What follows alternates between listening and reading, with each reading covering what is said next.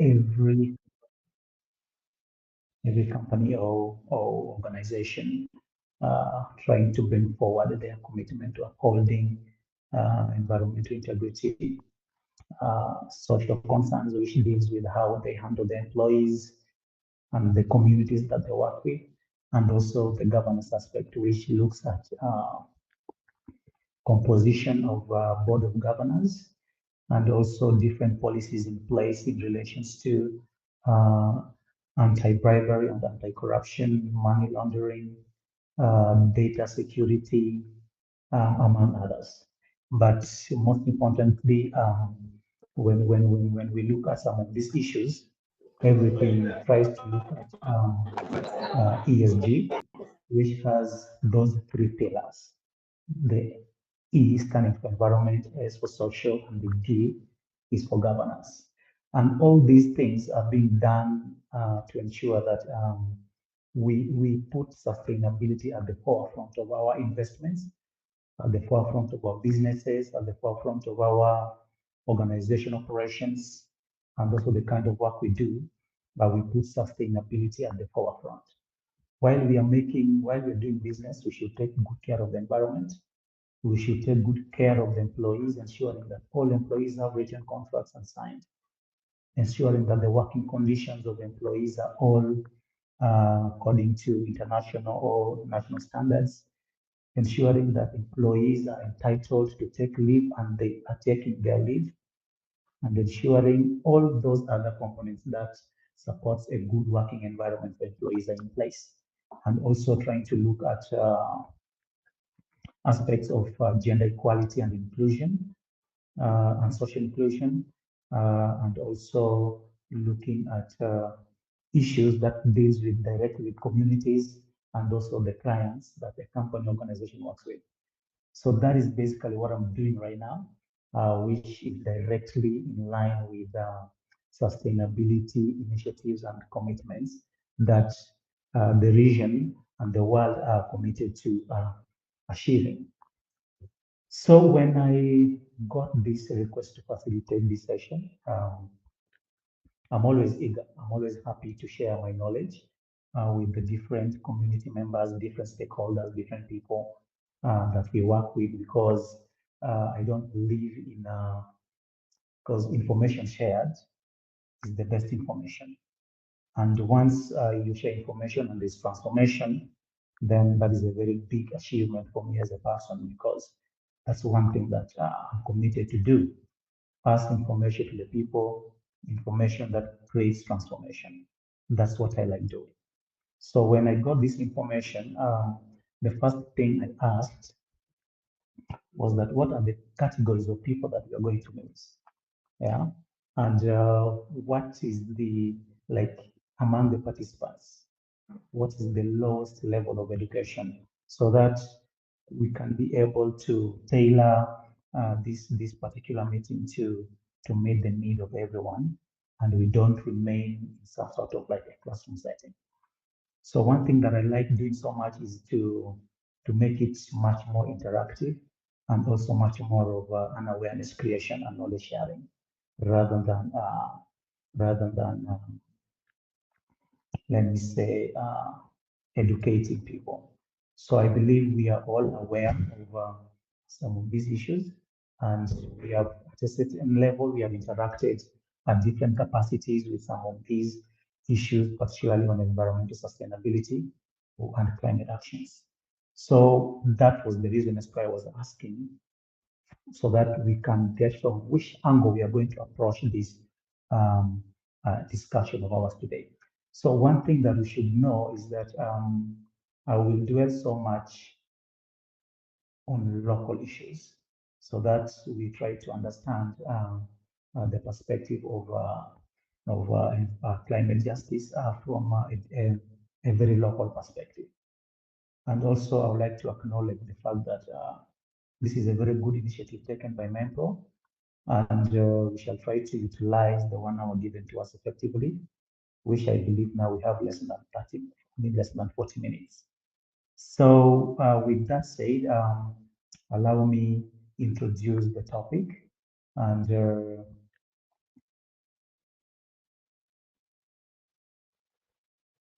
and we shall be able to look at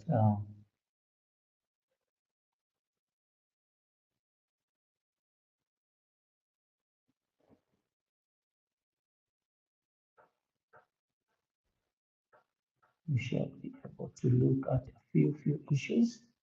If you're able to see my screen, please let me know.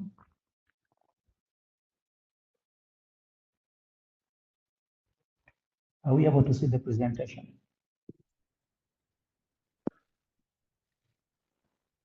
Just the first page. Yes. Okay. So yes, that's what we're going to look at. And the outline is very simple. We'll try to understand what climate justice is. We look at the overview of Uganda's vulnerability to climate change. And then we shall look at the local and international responses to climate justice. And then we shall go in it all by looking at the different terminologies. So one thing I should make clear is that if we are to look at all these, then we shall not be able to utilize it within 1 hour, because if we are to have a real introduction on climate justice, we will need to go back, way back, to how all this started. But because of the time limit and aware that there are other sessions coming after this, we shall look at key issues that might be of use to us.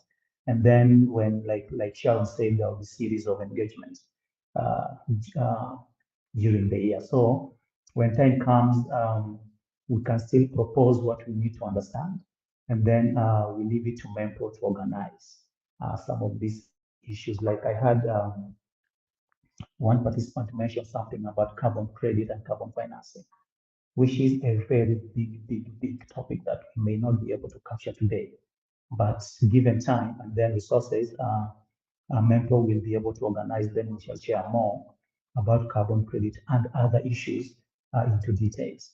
So also about the key terminologies, one thing that we shall also do is that I will just provide a link to what the United Nations uh, has developed, what they call the climate dictionary, so that you will be able to read through during your free time the different terminologies, just so that we shall be able to capture and also finish all these presentations within the given remaining period of time.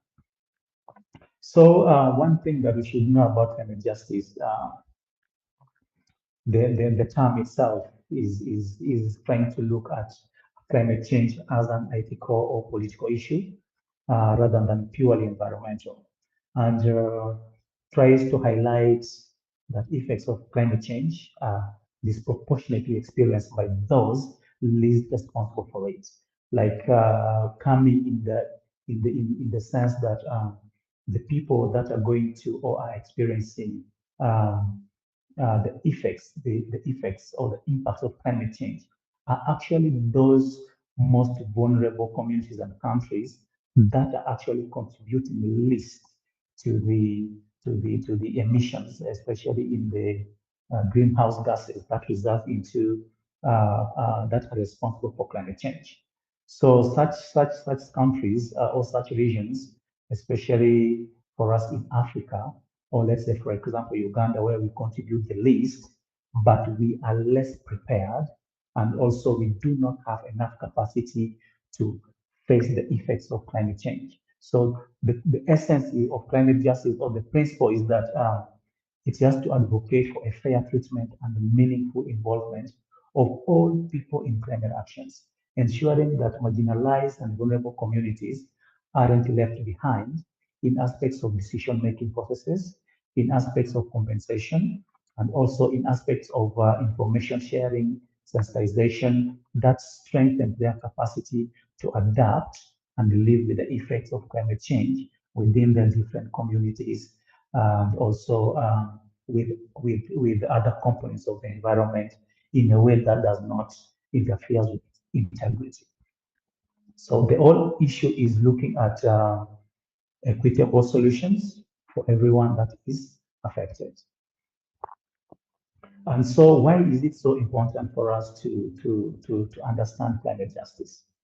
So we already talked about how climate change. I'm not going back into detail into climate change because I'm aware that you already had a session on climate change. But if there's anything that you're not understanding, please feel free to ask. So the whole issue is that climate change is already accelerating existing inequalities, where especially women, indigenous communities or people, local communities, and the low communities are the most affected. And we were trying to explain the whole aspect of climate justice. We were trying to say there are nations, especially the global south, especially like, for example, the African nations, that contribute the least to greenhouse gas emissions, but they suffer the most from climate impacts. For example, we have had aspects of droughts in Uganda, especially around the Karamoja region. And then we have also experienced flood in the eastern and western regions. Then there have been some essence of flood in the past 2 or 3 weeks around Pakwach because of certain issues also, and also aspects of food insecurity that has been affecting a very huge part of some communities that are not prepared to, to live with the impacts of climate change. They are the most vulnerable, yet they are the most affected, and they contribute a very minimal amount to the whole aspect of climate change, the greenhouse gas emissions. Another reason as to why climate justice is important for us is because of the moral and ethical responsibilities to ensure that there's fair distribution of the burden and benefits of climate actions. So if climate change is affecting people, what are the losses? And who are the losses on? What are the gains and who are the people gaining? Yeah. And if there are any actions that are supposed to counteract the impacts of climate change, how are they supposed to be distributed and how are people supposed to benefit? So when you understand these things, for example, for project planners, project implementers, you will be able to identify key areas and then interact with the people and then implement the right strategies that complements people's resilience to climate change. It also ensures that there's involvement of affected communities in policy and decision-making processes, like we already said, because the whole aspect is to ensure that nobody is left behind in terms of decision-making, in terms of benefits, project implementation, uh, and other aspects. That comes along to strengthen the capacity of different communities to adapt to climate change. And remember, we said equity is essential for climate justice efforts. And then the key aspect to ensure that no one is left behind is also participation in key decision-making processes that comes along with climate action plans. And then sustainability, which supports the long-term climate justice initiatives worldwide. Remember, everything is about sustainability. So when we try to look at Uganda, like we have said, when you look at Uganda as being a global south country or nation, we contribute least to climate change, to greenhouse gas emissions. Like for example, you will see that Uganda contributes very minimal to the greenhouse gas emissions as compared to the global rates. Yet 40% of our communities live in extreme poverty, earning less than $1.9 per day. Yet over 75 of our country's population are under the age of 30. And there's a very rapid population growth that is already occurring. And if this growth rate is sustained at a rate of 30%, of 3%, it indicates that we shall be doubling our population after every 23 years. And that comes with its own challenges. And then over 70% of Ugandans are small scale or subsistence farmers who depend purely on rain-fed agriculture to survive. Yeah. And on average, it is projected that the global temperature will increase by 1 degree Celsius above from 1970 to 99 average by the time that you are reaching 2030. Yet our emission as Uganda represents 0.07% of the global total. So you can see what we are contributing. 0.07% of the global total of greenhouse gas emissions. But we are 14th most vulnerable country in the world, in the world, 14th most vulnerable. And at the same time, we are 48th least ready country. What does this mean? We are extremely vulnerable to climate impacts because we do not have the capacity to address the effects of climate change. That's why it's very important for us to understand climate justice, the whole aspect of climate change, and why we are most vulnerable to the impacts that will be presented by climate change on us as a community. Just as a way of looking at it again, let's try to look at the other aspect that happens in Kitezi, yeah, the whole aspect of the West landslide. What happened? And try to understand. We'll try to discuss this if we have time towards the end of this presentation. What are those climate justice issues that you can pick from there as MEMPROGAs who are doing climate change advocacy and climate justice advocacy within the communities? What are some of those key climate justice issues you can pick from there? We shall try to look at it if we have time. And we have already talked about how our population depends so much on rain-fed agriculture, and also the different environmental extremes that have been happening, especially in relation to heat waves, flooding, landslides, especially in the other area of Bududa. We shall try to look at it as an example. It's also important that we just try to understand the impacts on the communities. We have already said the purest communities, for example, our farmers that are purely subsistence farmers, and then we have pastoral communities, for example, in the northeastern Uganda. These are all being affected differently by climate-related risks or shocks, including aspects of crop failure and food, which results into food insecurity, leave alone the aspect of the heat waves. But there are those that directly touches your source of livelihood when it comes to crop failures, and then which results into food insecurity. The other aspect key that we should not forget is the fact that women in Uganda bear the whole burden of these impacts due to their roles, their perceived traditional roles in fetching water, growing food, and also caring for the households. There's this brief illustration that tries to show the impact of drought on women as they carry water and also tend to fading crops under extreme weather conditions, which is a reality on the ground right now. Yeah, how climate variabilities or climate change impacts are affecting women livelihood and activities, and also their perceived traditional roles vis-a-vis other responsibilities that they're supposed to take care of within the communities, giving us a local understanding on what is happening and why it is important for us to try to understand some of these issues that are happening locally. Just an example from Bududa again, like I said, there's been recurrent landslides in Bududa due to intense rainfall, which is accelerated by a high level of deforestation and land degradation.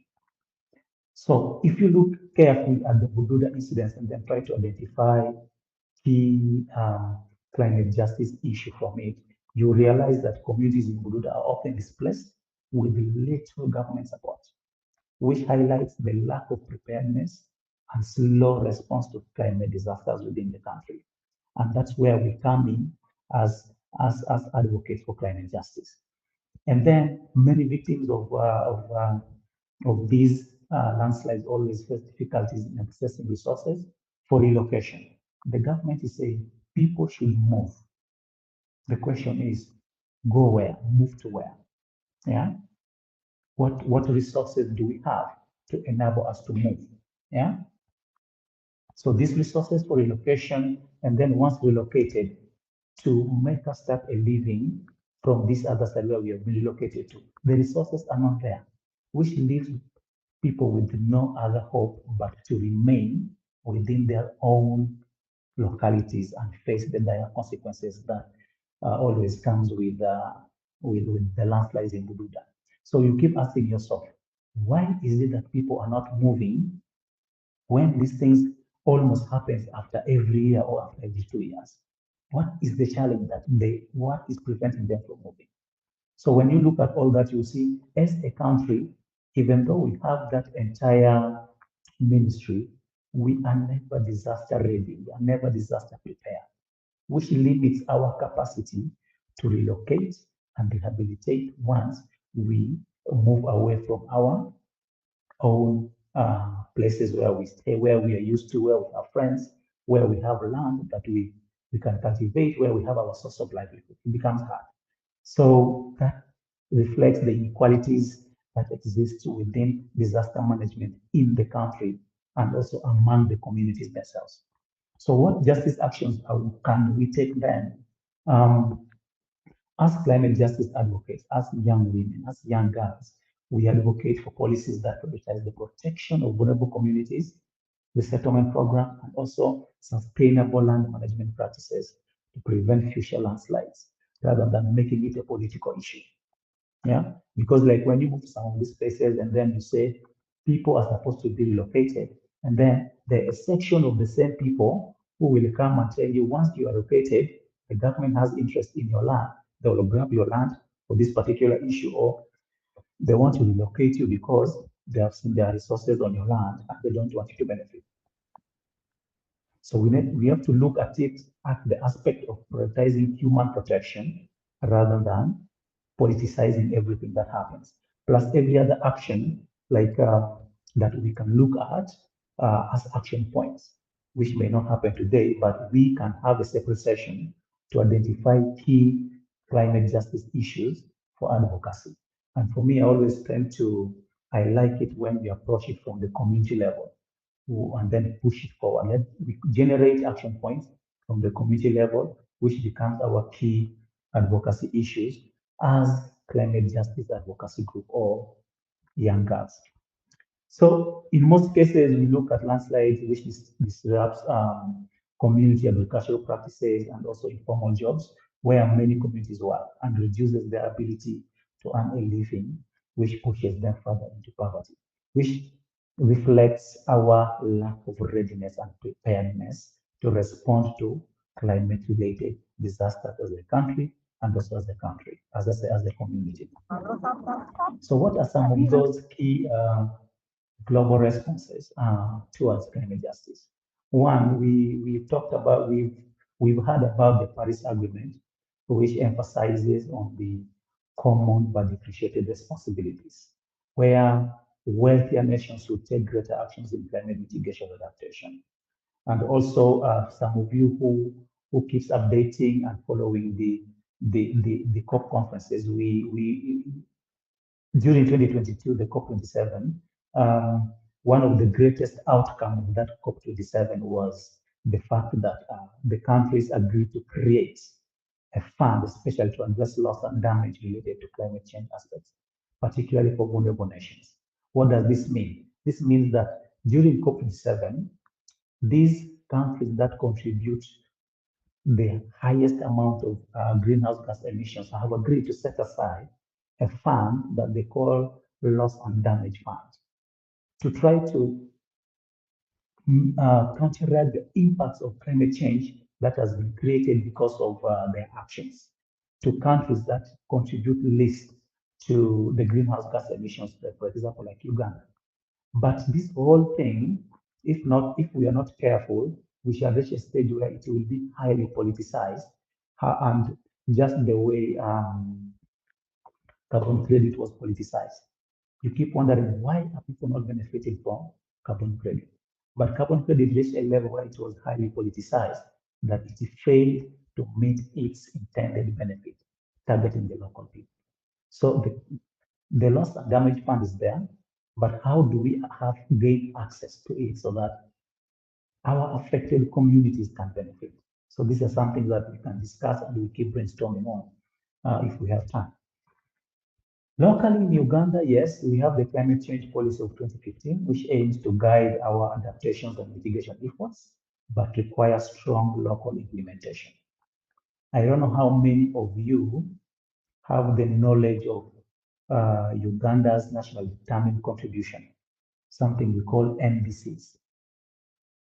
How many of you have knowledge of Uganda's NDC as a country? What is Uganda's priority on the NDC? Yeah, these are things we should be asking ourselves, and these are documents we should be having, we should acquaint ourselves with if we are to do effective advocacy. Yeah, like for example, Uganda is talking, our main strategy is adaptation. Our priority is adaptation.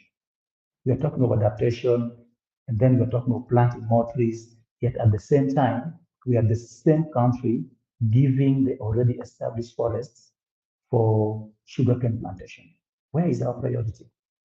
Yeah, these are some of the things that are happening. Yes, in the national determined contribution, as a country, our priority is adaptation. And one of the strategies that we're establishing is to plant more trees. But at the same time, the trees that we have that are already established, that are the best suited to help us cope with the impacts of climate change, are being given to sugarcane plantation. Where is our priority? Are the NDCs basically a commitment, just like any other political commitment from the government to ensure that they get more funds from the Western countries? Is it just a cover-up as a country so that we get more funding, of which the fund does not reach the local community? Yeah. So what roles are being played by the CSOs, the NGOs, the partners like MEMPRO? What roles are they implementing? Are they doing by implementing climate and environmental sustainability related programs at the grassroots? Yeah. So when you look at the roles being done or played by NGOs like MEMPRO, like for example, this level of sensitization, other engagements that they've done with you on environmental sustainability and climate action is part of the climate justice, that initiative that is being taken to ensure that no one is left behind when it comes to awareness and gaining more knowledge on climate justice and climate change or climate action related information.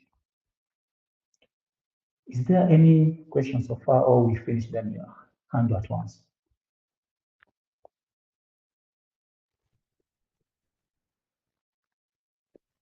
Okay, so we'll just. I had a question. Yes, please go ahead. Yeah, actually, thank you so much for the presentation. But still, I think in terms of, I don't know if policy making or what, but you talked about it being taken much as a political issue. But I think when they are coming to the environment, there is little sensitization about the climate change issue. You find in an area like, let me say, they come to a place like, let me say Bududa, like you said in the first place, someone's land will be taken. There is no compensation about it. That's more of like the farming land where they get more of their needs, and it's just taken, and the trees being planted cannot even, like, they grow very, like, at a very faster rate, and they cannot plant there anything. Or even the ones who actually try to go in the forest maybe to get the little they can, they are being shot. So it's, I don't know if it's being taken in a greedy way or I don't know how to explain it, but I think when it comes to advocacy, they need to really look like they need to start from the bottom up, not starting from like the policy making without talking to the population.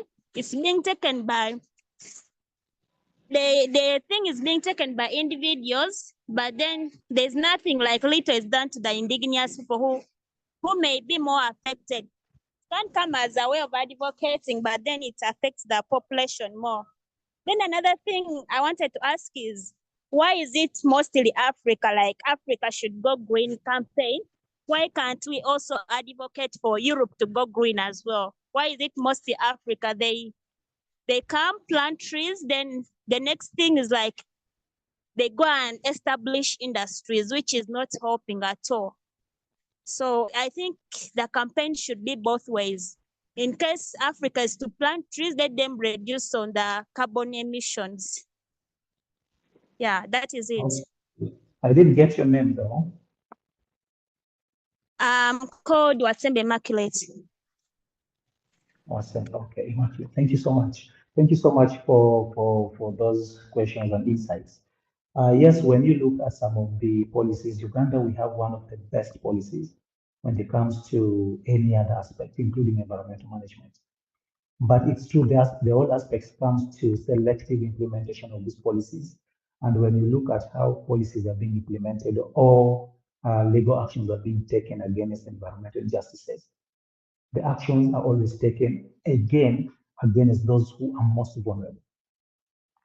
I don't know if you've been following the aspect of how wetland encroachers are being evicted. They target those people who are least, who are the most vulnerable to evict, while leaving those who are highly connected or have the financial muscles to actually adapt very fast. So that is something that is happening, and I'm so glad that actions are being taken against such by certain organizations that I think we should familiarize ourselves with, so that we learn more, because knowledge can be gained in several ways, and that is one way that we gain some of this knowledge through collaboration and partnering with such organizations.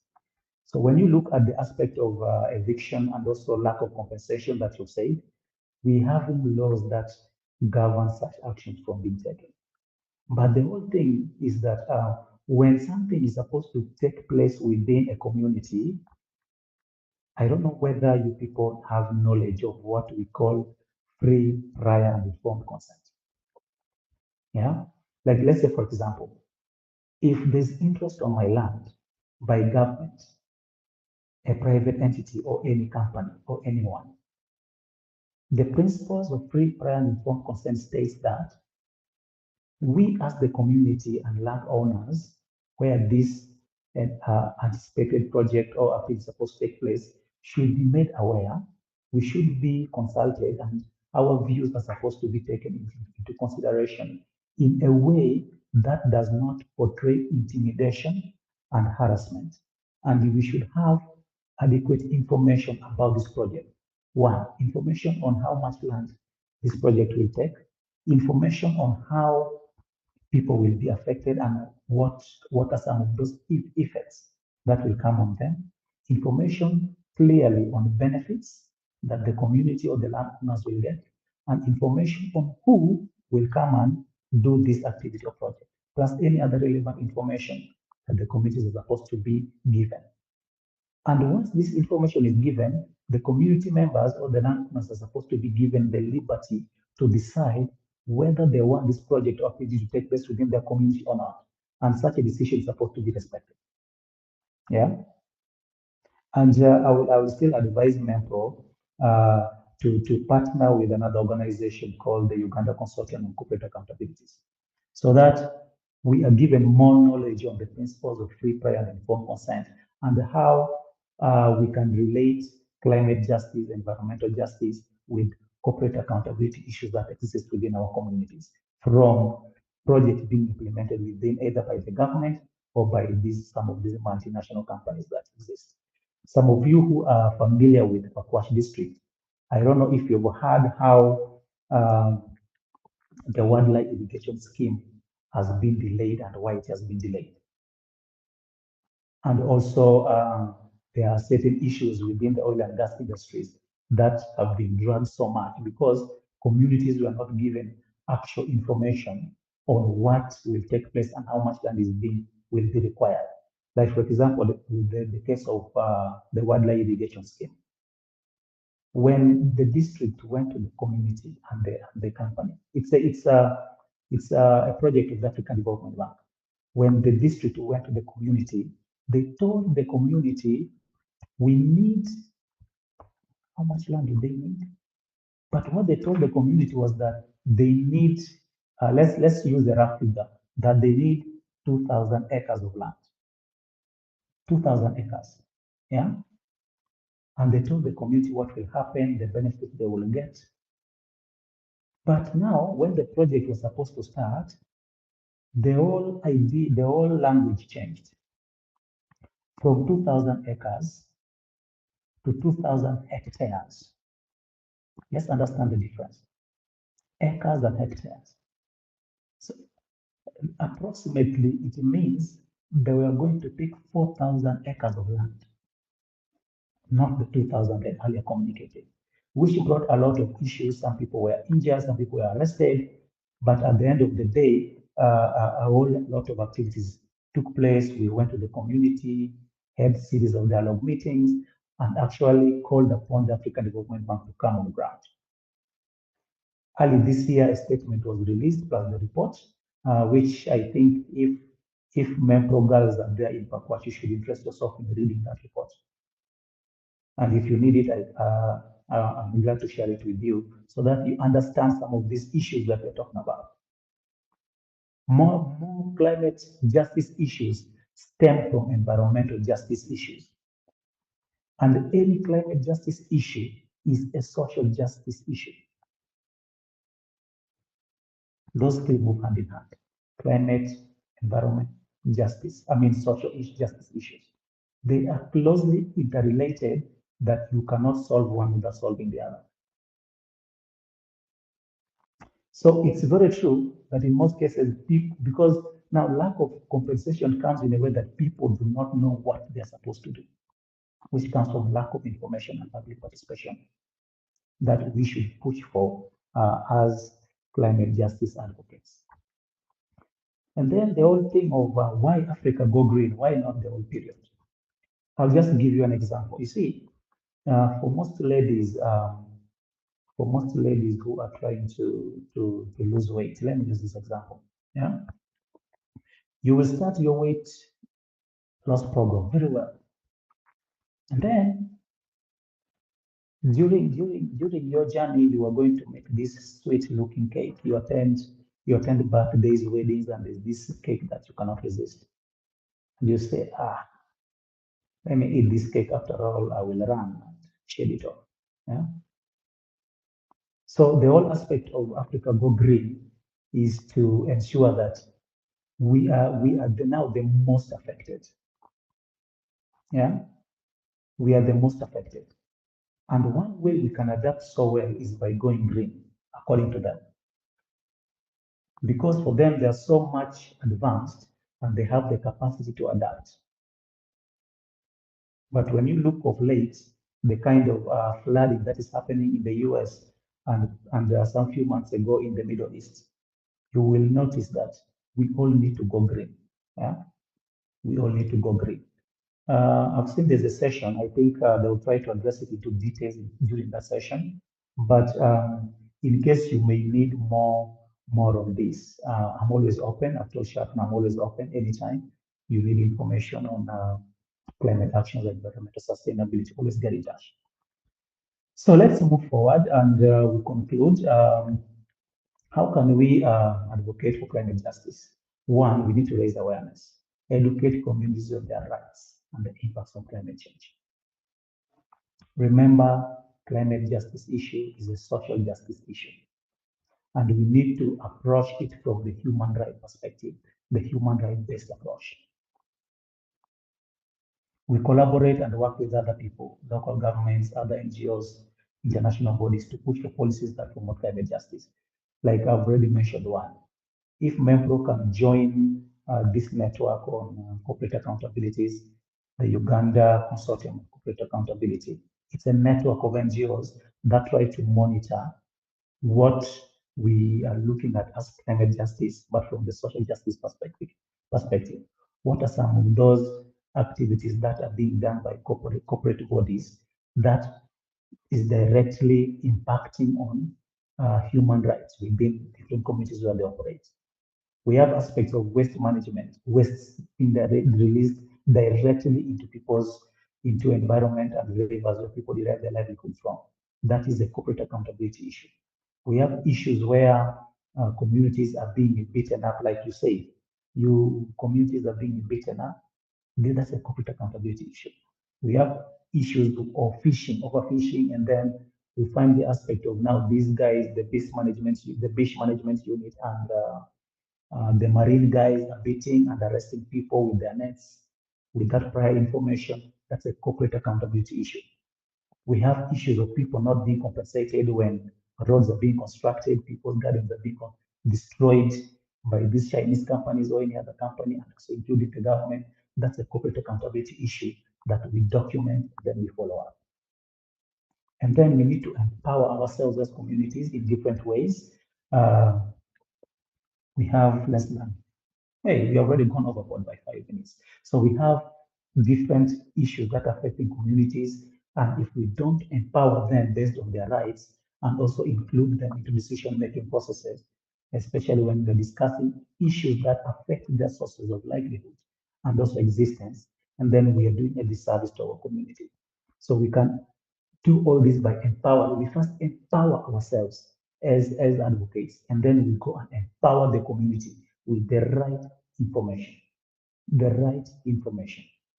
Okay? The right information. When you don't go with the right information, people will not listen to you. But what you will do is you just go and cause chaos within the community because you are not passing to them the right information. So there's this quote by this young girl, Greta. She said, climate justice is social justice, and we must fight for both. So when I try to analyze, I picked a few take home. What does this mean to us as advocates? It means that climate solution must be rooted in the principle of human rights and social justice, like you already explained. And addressing climate change necessarily means addressing systemic inequalities that contribute to marginalization and then worsen impacts.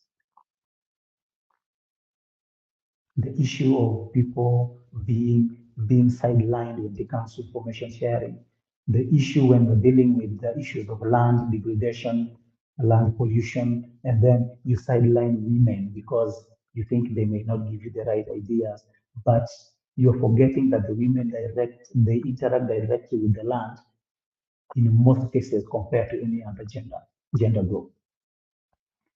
It also means that climate justice means changing our entire relationship with other humans, animals, and the planet to facilitate a better, more equitable future. Look at your own actions. What are some of those sustainability actions you take as a person that interacts peacefully with the environment? Are you still that person when you're traveling, you just drink your water and then you throw the water, you just open the car window and throw the water bottle away? Are you that person who still believes in cooking so much with the charcoal? It starts with us. Are you that person when you're taking a shower, you put the water heater to the maximum and you bathe for like 1 hour?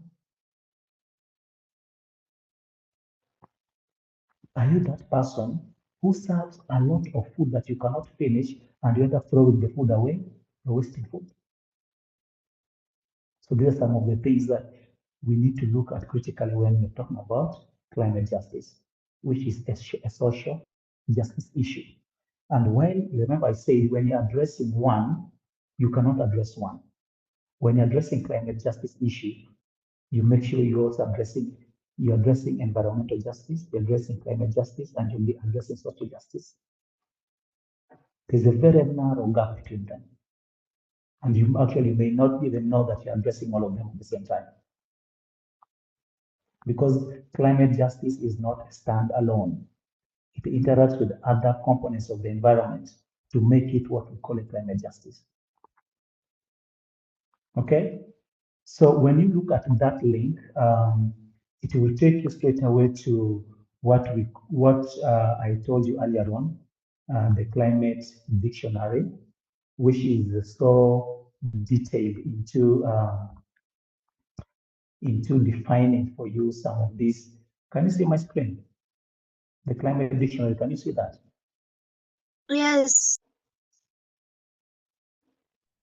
Or Yes, you're we still on can. the presentation? Can you see the climate dictionary?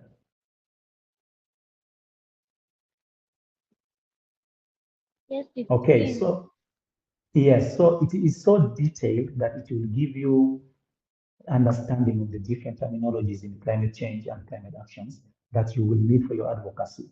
And they say speak climate fluently. So it will give you that understanding. I never wanted to go through it, but I wanted you to, Sharon, you can download this through the link and then share with the team. They read during their time to understand the different terminologies in climate change and also a few issues. Like, for example, people always confuse adaptation with mitigation. So if I'm to ask you, what is mitigation? Just within a minute, what is mitigation?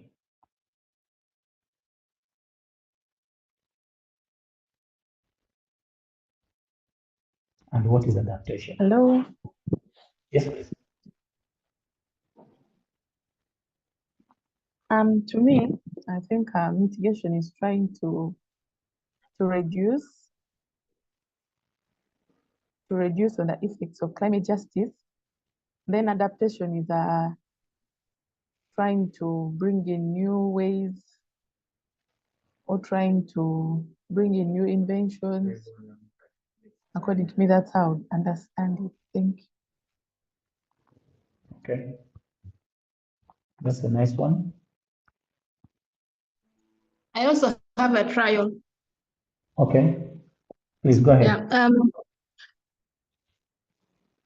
Adaptation is a coping mechanism. Yes. And then mitigation is trying to, reduce, I could say that same word, effect of climate change. Thank you. Okay, so thank you so much. Let's pick from there, yeah? Adaptation is more of like a coping mechanism. Now that this thing has happened, how do we live with it to reduce its impact on us? That is adaptation. On the other side, you said mitigation is to reduce, not to reduce the impacts, but to reduce the causes of something from occurring. So in most cases, when people are talking about climate change adaptation and mitigation, sometimes it's evident that people do not understand what they're talking about. So you go through this climate dictionary and it will give you different terminologies to widen your understanding when it comes to understanding climate change and climate related and terminologies. So that is that from me. If there's any question, I think we can address it within the next 10 minutes if we still have time. And then if there's no question, I always leave my contacts. Just get to me. You can WhatsApp me anytime if you need any assistance when it comes to climate change, climate actions, and environmental sustainability. You need documents. You need me to have a one-on-one session with you for a very short time. I'm always open. Information is free. Thank you.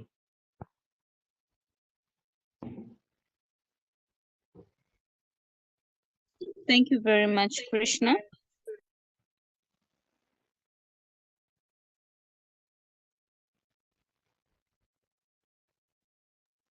Yes, so thank you very much, Krishna. I'm seeing a few hands. I'm seeing a few hands up. I think you can take in a few questions before we can close today. Is that okay?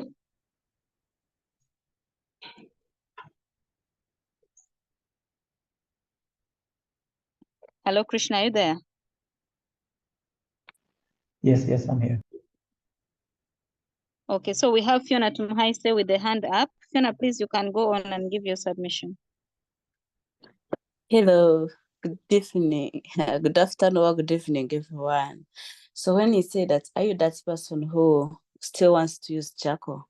In my mind, I'm like, how many people can afford not to use charcoal or firewood here in Uganda? Climate change still goes with poverty.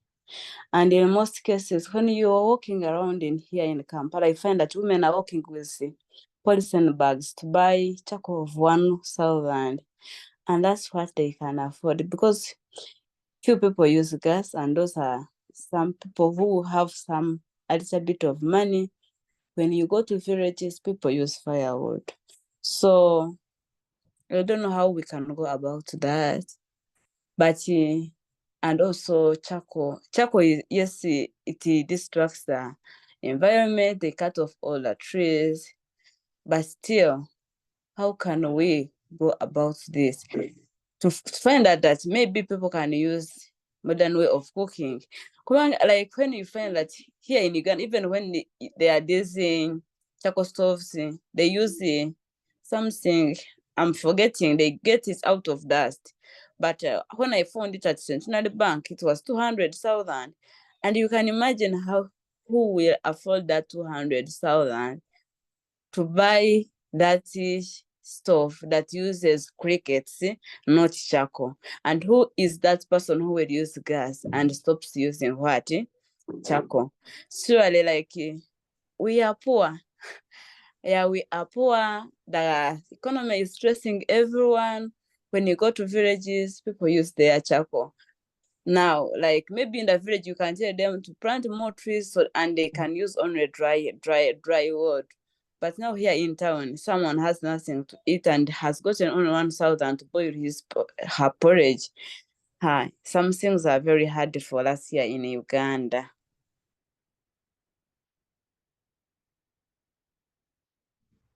Okay, yes, Fiona. You see, your argument is very right, and all these things of transition is a very gradual process that will take some of our communities a very long period of time to transform. But when you look at what some organizations are doing right now, there are already strategies to ensure that even the charcoal, if you're using the charcoal, you don't use a lot of charcoal as you've been using because of certain devices that have been designed to use less charcoal. Or there are some companies that are promoting the use of what we call briquettes. Briquettes can be made from charcoal, they can be made from sawdust, they can be made from sugarcane bagasse and any other biomass materials. But again, when it comes to the aspect of affordability, it becomes too high. But I would also want to, how many of you know of a company called EcoSafi?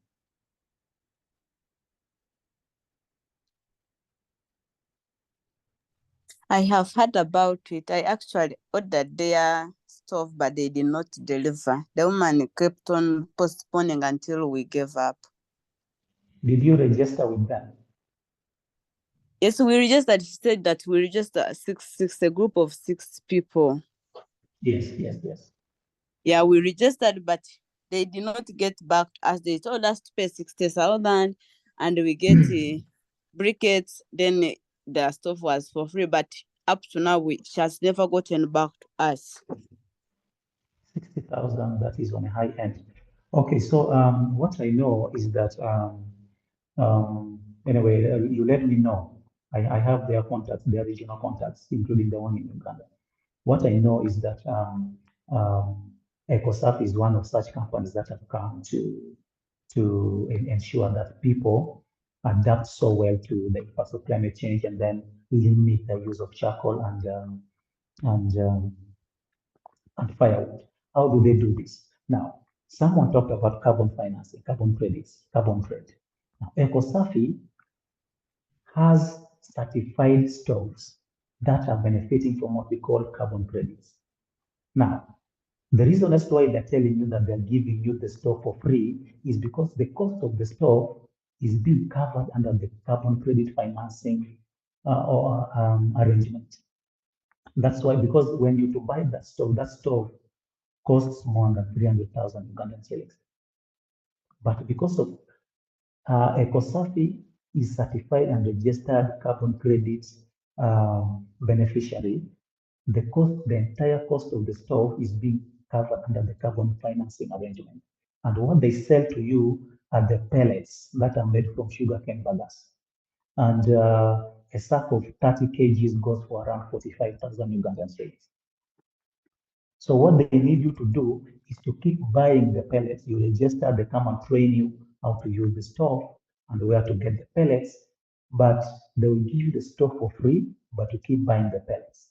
Those are some of the initiatives that are in place to ensure that the cost of transition to uh, cleaner cooking options or charcoal-less cooking options are affordable to the community, plus others. Yes, I agree that the whole transition process is a very slow and progressive one, but there are certain alternatives that are in place that we need to take advantage of.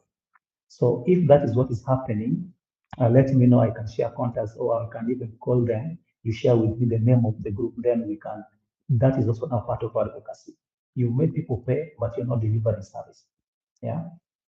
So those are some of the things that we can do. And then there's a question also in the chat box, when someone is talking about how people's land is being taken for carbon trade. No one will come and take your land for carbon trade. But as a community, you can register your land for a carbon asset financing project. But the issue will come in, can you be able to meet the threshold when it comes to the kind of technology you're registering for carbon credit? So the issue of land and compensation, we still go back to what we discussed about the principles of free, prior, and informed consent and consent advocacy. So let's engage more on this, and I'll still employ Metro. I'll still tell them to get in touch with this consortium of sharing the chat box so that we can get more in-depth and understanding on corporate accountabilities, which is directly related to climate justice. Any other question? We have 9 minutes to. Okay, 9 minutes.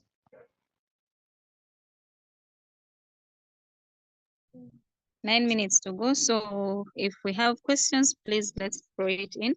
Meanwhile, those who are using pseudonyms in their that is appearing on this on the participant's name, please use the chat box to clarify your action names while the questions keep coming in. We'll give the 8 minutes left for you to have questions or any clarification or any submission. For instance, Cabra H, please, you can clarify your name in the chat.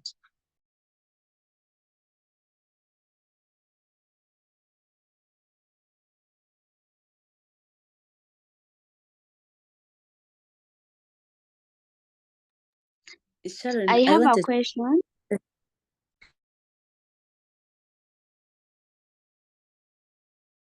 Okay, I had Agnes's voice, I had somebody's voice, so I'm confused. I don't know who was speaking. We could maybe use the reactions, raise a hand so that I don't miss you.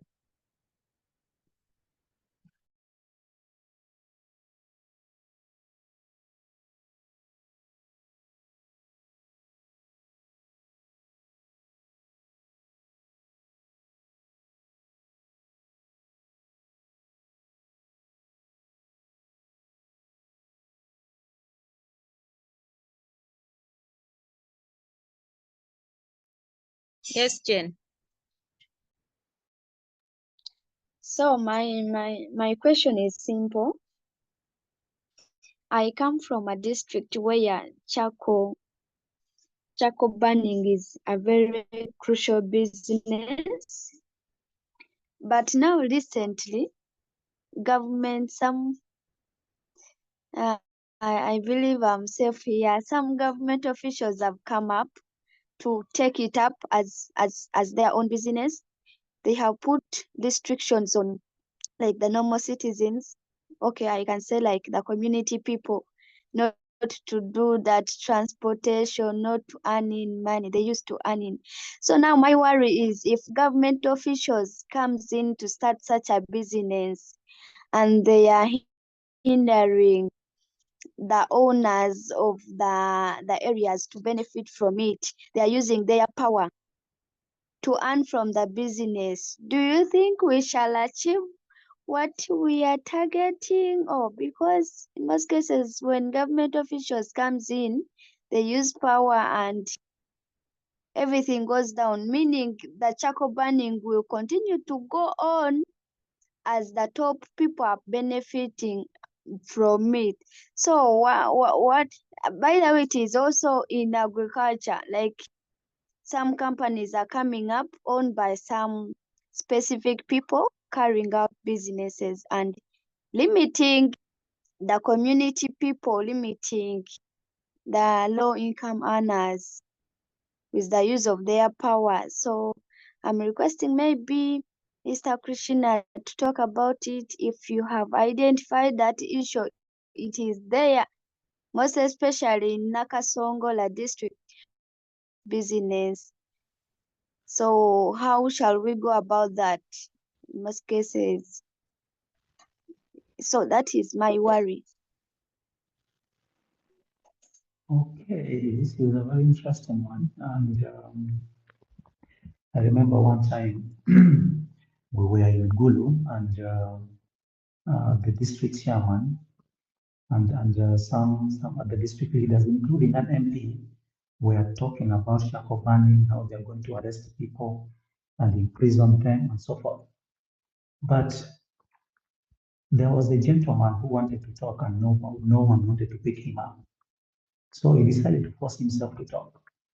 And he told the district chairperson, "You are here talking about charcoal burners, you even tame people who are burning charcoal. But yet your wife is also a charcoal burner on large scale. Have you been able to claim your wife? Have you been able to arrest your wife? And where does that money go?" And it created a very huge, like the whole meeting went silent. Nobody wanted to talk about anything, and they had to throw the man out because it was a district level, a district meeting organized by the district. So some of these things are happening that lawmakers or our own leaders are the ones that are talking against charcoal burning, but at the same time, they are the same people encouraging the vices. So when you look at the different laws of Uganda, like the National Forestry and Tree Planting Act of 2003, the Uganda Forestry Policy of 2001, and then the Environmental Management Act of 2019, they all have different restrictions on cutting down the trees for charcoal burning, which means every activity that is taking place is illegal. But now when it comes to the leaders themselves, that holding them accountable becomes very hard as a community, which calls us now to go not as a person, but as an entire community, or we go with nationally recognized advocacy groups. We write down our issues, fact-based issues, we present them, and then some of these issues will be handled, not as a community, because once you pull out your voice, one thing I always tell people, when you're doing advocacy, do not get confrontational. Yeah, go with your facts. And when your security is being compromised, remember your security is key.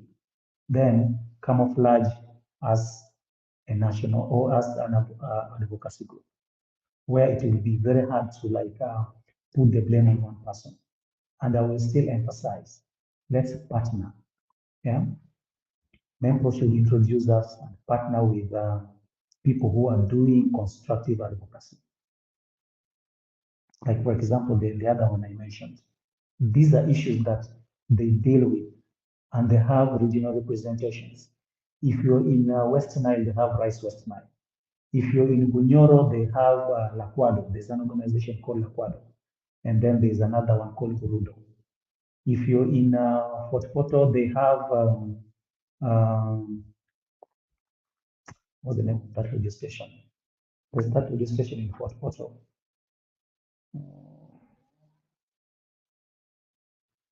They call it Tere. The name of the organization is it's in relation to that radio station, but then they call it Listeners Association. It's a very huge advocacy group also that looks at some of these issues.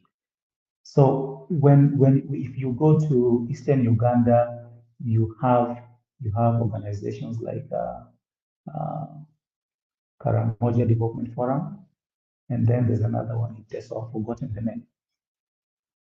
So when you partner with some of these organizations, then you understand the importance of having information and the right information, because it will take away the responsibility of holding these leaders away, holding them responsible away from you, and puts it on the shoulders of this advocacy group, which will be very instrumental to our development and growth as an advocacy, as a climate justice advocacy group.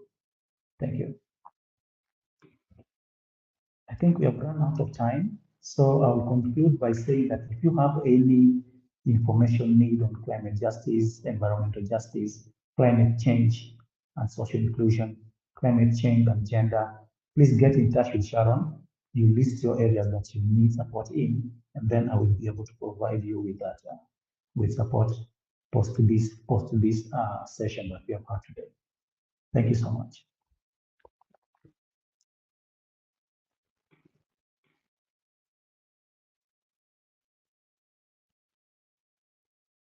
Right. Thank you very much, Krishna. And thank you very much, everybody who joined in today. I think, Krishna, you have really onboarded us very well for this online mentorship. And I would like to remind us again that this mentorship is still going to continue for the next 8 weeks. Please, every time we share the link, endeavor to join in early. But also remember, we have a target of at least only 40 participants. So when you join in late, or when you register late, you may end up missing, or it will just tell you that this session has already reached its capacity. And I hope that we will take on the lessons from here on and use it in our different spaces, and also use it to do our advocacy, our campaigns, and whatever we are doing in as far as climate justice is concerned. But also I'm quite sure that now we have won some new activists, climate justice activists in this work. Like we say, climate justice, climate issue or climate environmental violence is also an issue of social injustices. It's also an issue of gender injustices. So while we do our work, let us also keep looking left and right to know what to talk about. Like they say, information is power. Please keep learning, keep growing. We all keep growing and we all keep learning every day. Thank you very much. We meet again next week. Next week, instead of having it on 9th, because 9th is Independence Day, we shall have our session on 11th, Friday, same time. Please remember, it is 2:30, not 2:50, not 3, not any time beyond that. So if you join late, it will be a missed chance. But thank you all very much for being here today. Thank you, and thank you again. Please continue using the chat box for any questions or for sharing your numbers or full names. Thank you very much. Have a lovely day.